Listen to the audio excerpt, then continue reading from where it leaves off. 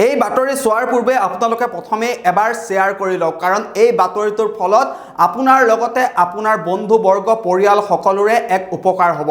আমি এই মুহূৰ্তত জনাব বিচাৰিছোঁ যে যদি কেনেবাকৈ আপোনাক বা আপোনাৰ পৰিয়ালৰ কোনো সদস্যক বা আপোনাৰ ওচৰ চুবুৰীয়াক যদি কেনেবাকৈ সাপে দংশন কৰে, তেন্তে আপোনালোকে ততাতৈয়াকৈ কি ব্যৱস্থা হাতত ল'ব। বিভিন্ন প্ৰান্তত দেখিবলৈ পোৱা যায় যে সৰ্প দংশন হয় আৰু সাপে কামোৰাৰ ফলতে বহুতো লোকে অন্ধবিশ্বাসৰ বলি হৈ বেজ বেজালি কৰে, জৰা ফুকা কৰে, কিন্তু চিকিৎসালয়লৈ নিনিয়ে। কিন্তু যাৰ ফলত সেই ব্যক্তিজনে প্ৰাণ হেৰুৱাৰ দৰে ঘটনা সংঘটিত হোৱা আমি দেখি আহিছোঁ। কিন্তু সাপে কামুৰিলে আমি কিছুমান সাৱধানতা ল'ব লাগে, কিছুমান তৎকালীন ব্যৱস্থা আমি সাপে কামোৰাৰ সময়ত আমি ল'ব লাগে। কিন্তু সেই ব্যৱস্থাসমূহ নলৈ আমি আমাৰ নিজৰ মতে বিভিন্ন ধৰণৰ কবি মহাৰাজৰ ওচৰলৈ যাওঁ, জৰা ফুকা কৰোঁ আৰু তাৰ ফলতে সেই ব্যক্তিজনৰ মৃত্যু পৰ্যন্ত হ'ব পাৰে যদি আপোনালোকে এই সাৱধানতাসমূহ অৱলম্বন নকৰে।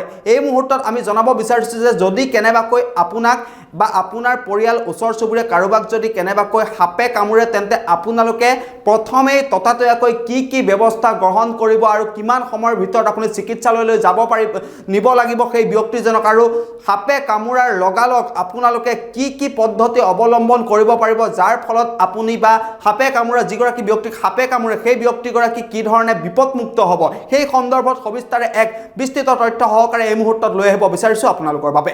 আমি জনাইছোঁ যে সাপে যদি কামুৰে তেন্তে আপুনি কি কৰিব, আৰু চিকিৎসা বিভাগে এক বিশেষ নিৰ্দেশনা জাৰি কৰিছে। আতংকিত নহৈ সাপে কামোৰা লোকজনক সাহস দিয়ক, আৰু যদি চকুত কেনেবাকৈ সাপৰ বিষ পৰে তেন্তে ভালদৰে চকুজুৰি ধুই ল'ব, আৰু সাপে কামোৰা যিটো অংশ থাকে সেই অংশ লৰচৰ নকৰাকৈ ৰাখিব। সাপে কামোৰা ব্যক্তিজনৰ জোতা, বেল্ট, আঙুঠি, ঘড়ী, গহনা বা টান কাপোৰ যদি পিন্ধি থাকে তেন্তে সেয়া আপুনি খুলি দিব, আৰু দংশন কৰা ব্যক্তিজনক বাওঁফালে মূৰ কৰোৱাই সোঁ ভৰিখন বেকা কৰি আৰু হাতত মুখখন ভেজা দিব পৰাকৈ শুৱাই দিব, আৰু চিকিৎসাৰ বাবে তৎক্ষণাত নিকটৱৰ্তী স্বাস্থ্য কেন্দ্ৰলৈ আপুনি লৈ যাব লাগিব। সেই ব্যক্তিজনক সাপে কামোৰা অংশটো লৰচৰ নোহোৱাকৈ আপুনি বান্ধি ৰাখিব লাগিব, আৰু সাপে কামোৰা ব্যক্তিজনক কেতিয়াও পৰিশ্ৰম কৰিবলৈ নিদিব। আৰু যদি চকুত কেনেবাকৈ সাপৰ বিষ পৰে তেন্তে আপুনি কেতিয়াও ভুলতো চকুটো মোহাৰি নিদিব, আৰু সাপে কামোৰা অংশটো ব্লেড ইত্যাদিৰে নাকাটিব।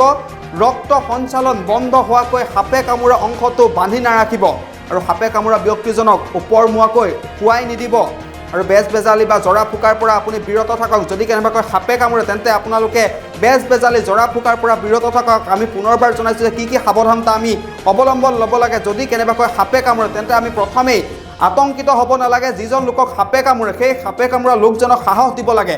যদি কেনেবাকৈ চকুত সাপৰ বিষ পৰে তেন্তে ভালদৰে চকুজুৰি ধুই দিব, কিন্তু চকুজুৰি কেতিয়াও মোহাৰি নিদিব, আৰু সাপে কামোৰা যিটো অংশ থাকে সেই অংশটো লৰচৰ নকৰাকৈ ৰাখিব। আৰু যদি কেনেবাকৈ সাপে কামোৰা ব্যক্তিজনে যদি জোতা, বেল্ট, আঙুঠি, ঘড়ী, গহনা বা টান কাপোৰ যদি পিন্ধি থাকে তেন্তে আপুনি তৎক্ষণাত সেইখিনি খুলি দিব, আৰু দংশন কৰা ব্যক্তিজনক আপোনালোকে বিশেষ পদ্ধতিৰে শুৱাব লাগিব, আৰু সেই ব্যক্তিজনৰ বাওঁফালে মূৰ কৰোৱাই সোঁ ভৰিখন বেকা কৰি যাতে হাতত মুখখন ভেজা দিব পৰাকৈ শুব পাৰে সেই ধৰণে শুৱাই দিব।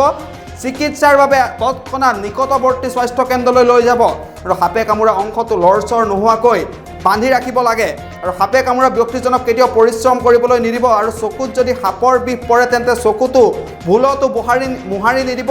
সাপে কামোৰা অংশটো ব্লেড ইত্যাদিৰে নাকাটিব, আৰু ৰক্ত সঞ্চালন বন্ধ হোৱাকৈ সাপে কামোৰা অংশটো বান্ধি নাৰাখিব।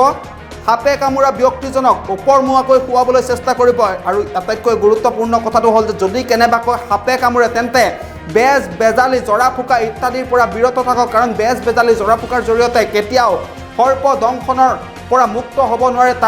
তাৰ বিপৰীতে আপোনালোকে যিসমূহ সাৱধানতা আমি এতিয়া জনালোঁ সেই সাৱধানতাসমূহ অৱলম্বন কৰক, আৰু চিকিৎসকৰ ওচৰলৈ যাওক। আৰু সাপে যদি কামোৰে কেতিয়াও আতংকিত নহ'ব। আপোনালোকে যিসমূহ পদ্ধতি আমি ইতিমধ্যে আপোনালোকক জনাইছোঁ সেই পদ্ধতিসমূহ আপোনালোকে অনুকৰণ কৰক, আৰু চিকিৎসকৰ ওচৰলৈ যাওক। আৰু আপোনাৰ যদি পৰিয়ালৰ লোককো যদি সাপে কামোৰে বা বিভিন্ন ধৰণৰ আপোনাৰ যদি বন্ধুবৰ্গৰ ক্ষেত্ৰতো যদি এনেধৰণৰ ঘটনা সংঘটিত হয় তেন্তে আপোনালোকে তৎক্ষণাত এইসমূহ ব্যৱস্থা অৱলম্বন কৰিবলৈ নাপাহৰিব।